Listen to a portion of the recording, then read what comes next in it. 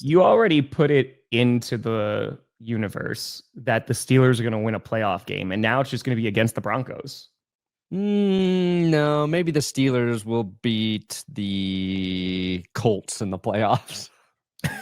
Okay. Colts versus Steelers. Dan Jones versus Aaron Rodgers. Indiana Jones. Predicted, huh? Indiana Jones. Yeah. What game do you want to talk about first, buddy? Because there is so much to talk about. You want to talk about your Broncos? Daniel Jones and the Colts is the best story from the weekend. Dude, okay. Are you more surprised that Daniel Jones balled out, or are you more surprised that the Dolphins looked like absolute garbage? Oh man. Probably that the Dolphins looked as bad as they did. Correct. I didn't think it would be that Daniel bad. Jones play good football before. Sure.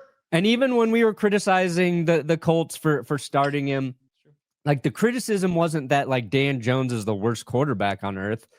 It's like, well, what are you gaining out of maybe winning some early games in the season with Daniel Jones when you don't really know what you have with Richardson? Because you know who Daniel Jones is.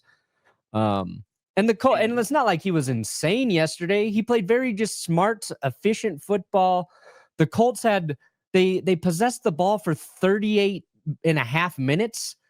So I think maybe the other story there is the Colts defense really just wrecking the Dolphins offensive game plan. If they even had an offensive game plan, Mike McDaniel shot up to the top of the hot seat candidates for head coaches. I saw someone this morning, I think they tweeted like, I don't want to get ahead of myself, but Mike McDaniel, your next Detroit Lions offensive coordinator. So I was like, oh, that's funny. And actually, I kind of would want that from Mike McDaniel. Sure. I don't know if Miami's a great place to be a head coach. But yeah, you got like, if you're a Colts fan, you're just like, all right, week 1 victory. Texans lost. Okay. Jags look kind of good. Whatever. We've got a chance. I agree with you completely. We were talking about this last night. Like Daniel Jones, right, has won a playoff game against who's the team that he beat in the playoffs? The Minnesota Bears. That's what it was. Yeah. It was the Vikings. Got it. Sometimes I forget. Kirk Cousins? Was it against Kirk Cousins? Yeah. I am not like, because even you look at his season, right? His best statistical season is when Saquon Barkley, was really good. And I was like, okay, if Jonathan Taylor does well, they can win some football games, right? Yeah. I didn't expect Miami to be great, right? We kind of were like, maybe they're like, they looked a little dysfunctional this offseason. Who knows? But dude, they looked bad. Like the offense, bad. Sucked. Tua, bad. Sucked.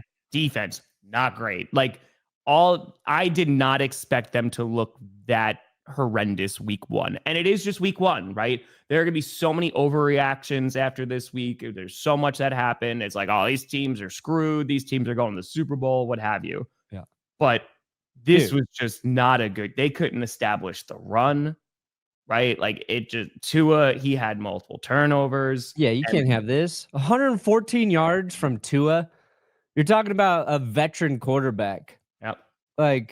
And we're talking about his health, right? We're talking about if the Dolphins do poorly, it's because Tua's not healthy. It's because he's dead. That was not the case yesterday. He's tuna. That's scary. Yeah, it's Tyreek Hill's your leading receiver with 40 yards. Sure, Chad.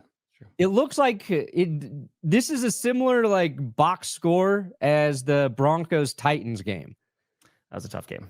Now, maybe the Colts defense underrated. I don't know. Well, maybe we'll see. Broncos-Colts play next, and we're going to learn a lot about both teams this coming weekend. But the Broncos defense did this to Tennessee, and that's a quarterback making his NFL debut. Yep.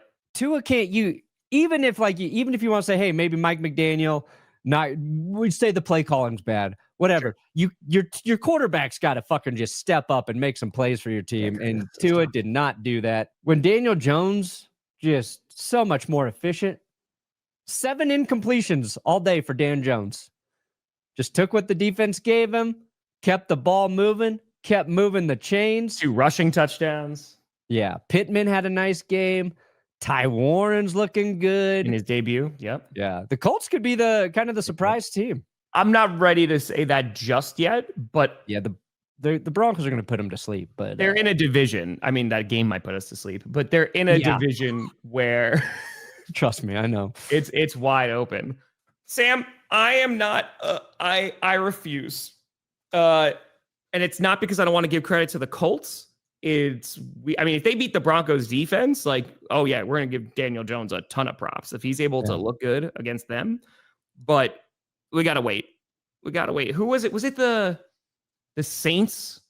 Right? Was that last year, 2 years ago? God, now I'm mixing up season. Who went like undefeated? They were scoring it was the Saints, right? They were scoring like 45 points. And we're like, we got to get through September football. And then we can start to really see, all right, which teams are starting to be more. Look, I think Indy's defense could be really good. And I do have concerns about the Broncos offense. True.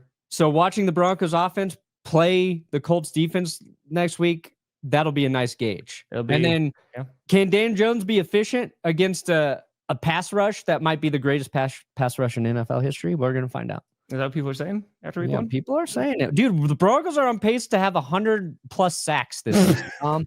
It's one game. 100+ sacks. True.